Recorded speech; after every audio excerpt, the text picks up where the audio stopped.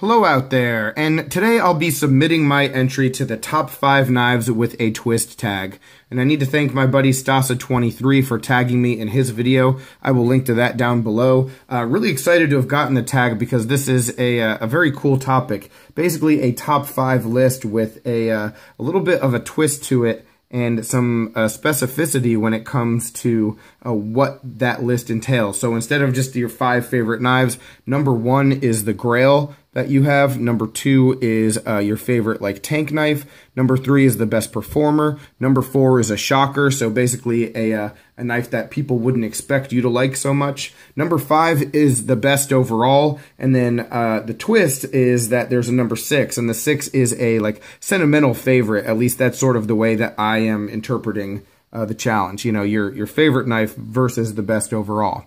All right, and so we're going to just jump right into the Grail knife. And number 1, the Grail. Grail is such an interesting term in the knife community because people use it very loosely, I guess, sometimes to describe a knife that is either really expensive or hard to come by. But a lot of times people achieve their Grails, and Grails just by definition shouldn't be achieved. So I do have a couple knives in my collection now that were things that I was really seeking for a long time, things that I considered Grails, and I'll show those, but then I'll also talk about the real Grail, the one that I don't really think I'll ever be able to get. All right, so the one Grail that I have actually achieved, I guess, is this Benchmade Mini Griptilian Gold Class. The Gold Class Benchmades are pretty special. This one is number 63 out of, I believe, 75, so a pretty limited run in S90V. Just a special knife, one that I've actually only carried. I think I've EDC'd this like twice, so it has left the house. It has cut things, but very minimalist when it comes to that. I'm trying not to beat this one up. Yeah, just a pretty special knife for me, as I like the Mini Griptilian so much. And then a lot of you know that I am also, for a long time when I got into knives, I was like really just hoping one day to be able to get a Chris Reeve, and so the Nkosi that I have here, the small Nkosi, would probably fit that bill as well. But, I mean, there are a lot of other knives that I really want to get my hands on, expensive ones that are either tough to find or, again, just like economically not viable at this point. A lot of other Chris Reeve stuff. There is a like McGinnis knife, a semi-custom knife that I really want to get. But if we're talking about the number 1 overall Grail, I'll put in a picture. It's a Ken Onion custom. Anything that he has built, like, or helped build himself, that would be at the very top of the list. You know, the CRKT Slacker is coming out this year, but if I could get one of those like hand-finished Slackers, that would be, whew, yeah, that would probably be it. So yeah, the real Grail is the one that I don't have yet, and that's it right there. All right, so next up, the tank knife. Tank for me is a really interesting thing because I sort of rotate through tank knives. You know, I'll always have a good budget beater that I'll use in like yard work or just for like, you know, chores and stuff like that, and I'll beat it up and I'll move on and try something else. For a long time it was a Ganzo, but I guess the one thing that has stayed consistent in the collection, the tank knife that has like really stuck around, is this Benchmade 300 axis flipper. So this is just one of those really big, beefy knives. It's in 154 cm, G10 handle scales. A lot of people didn't like this knife. It got a lot of negative reviews. There are just some, it's not going to be for everybody.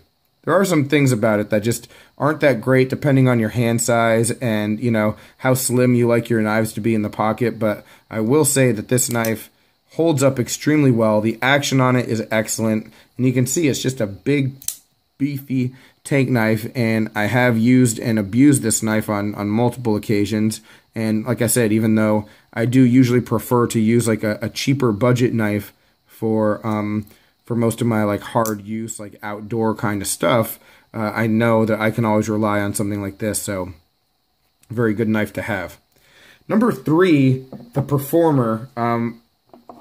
You can look at stats and you can look at stuff like, I don't know, thickness behind the edge and grinds and all that stuff, but the only thing that I really measure when it comes to performance is like what works.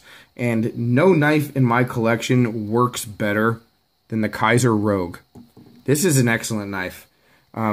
I will put this knife up against just about any other EDC that I have. I love the Wharncliffe blade. I love the fact that it is an economically viable, you know, $99 now, I think, on Amazon knife with S35VN titanium scales here.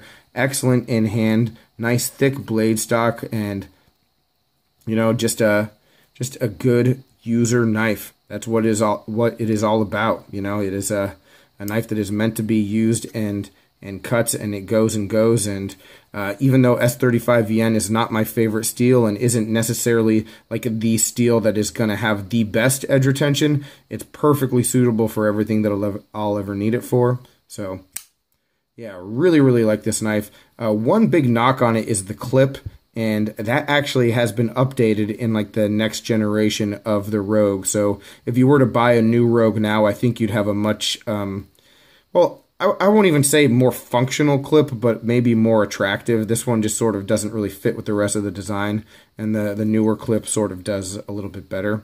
So there's that. All right, so that is number 3. And then number 4 is the Shocker. Now, you know, I really considered putting the CRKT Willy Wah on this list. The Willy Wah is a knife that I really feel like I'm the only one who likes it. And, you know, that's sort of, I guess, the point is like the Shocker, the knife that nobody expects to be in your, like, top list, but it's there. And the thing is, like, yes, this is an excellent knife, I think, and I feel like I'm one of the few people who feels that way about it. But that said, even though it's a really good knife, it's not one of the 5 best knives that I have. Like, let's be real. So even though it does get, like, high marks just for, I think, beating expectations, it's not going to make this list. So the knife that does, I guess the Shocker here, is another Kaiser, actually. It's the Kaiser Dukes. Kaiser Dukes in G10. This is the Vanguard version. This knife runs around $70, I think, and it is just outrageously good. It's outrageously good. And I knew that this knife was going to be on the list as soon as I was tagged. When I first started thinking of the list, I was like, where is this knife going to be? Because it could be the Performer. It could be the Shocker. It could be the best overall. It could be the user's choice. I mean, it could be a number of things. I mean, this knife fits the bill all across the board. It's that good. And it's one of those knives that, man, I like a lot of the good things that budget knives are doing right now. But for the extra $20-$30 that it would cost to get one of these, this knife is... I can't recommend this one enough. And, you know, if you've seen me have this on video before in any of my other postings, you'll know how I feel about it, but it's just that darn good. So, excellent manual action. VG10 steel, which isn't going to be the best for anybody, but it's perfectly fine for what it's used for. Ergonomic, even though there's no jimping, it's wonderfully ergonomic, excellent in hand, great to use. Yeah. Can't say enough about this knife. All right, so that brings us to number 5. And overall, I have to be consistent. You know, this is one of those lists that if somebody asked me to make this list next week, it might change. If they asked me a week ago, it might be different than it is today. You know, it's very subjective to how someone's feeling, or just recent experiences, or just what pops up into your memory at any given time. That said, I'm going to be consistent. A few months ago, I did a video called One Knife for Everything. I had to pick the one knife that I would keep if I had to get rid of all the others, and that was the Spyderco Domino, and I'm going to stick with that. That is my number 1 overall. Why not?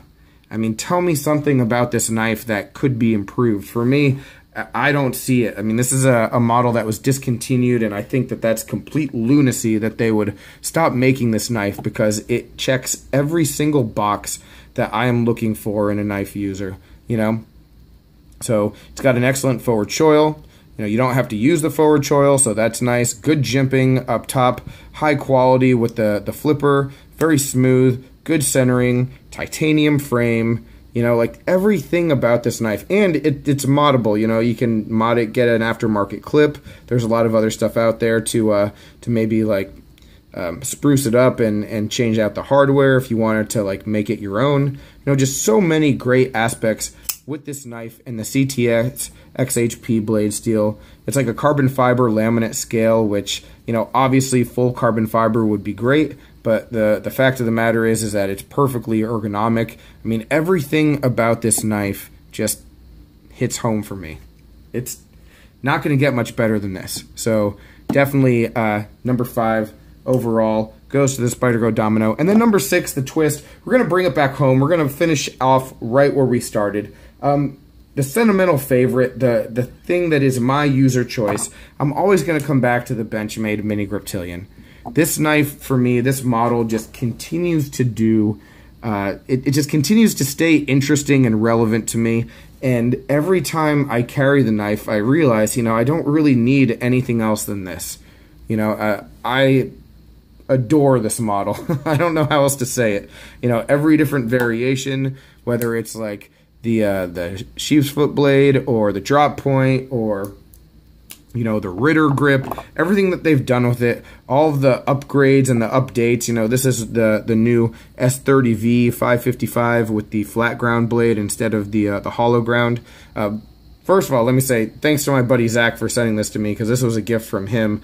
Zach's stuff, I'll actually link to him down below as well. Great guy. He knew I wanted one of these when it came out, and just an awesome thing to do. And yeah, this knife is representative of my knife obsession. You know, I want to continue to grow my collection and build this channel and do a whole lot of stuff.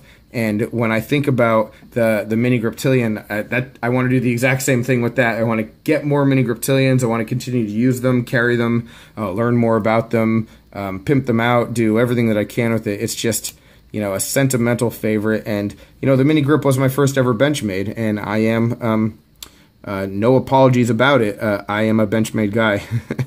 So, yeah, Mini Grip sort of takes the cake when it comes to that. All right, guys, so those are my top 5 with the twist. Who do I tag at this point who hasn't already done it? I've probably watched about a dozen videos with this tag.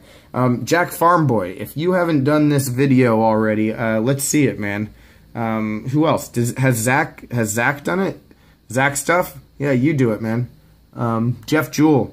The 3 of you guys, if you haven't done one of these videos, I'd be really interested to see what you say. But otherwise, guys, thanks very much for watching. Thanks again to Stasa23 for tagging me. That is the top 5 knives with a twist. Thanks for watching, and take care. Have a good one.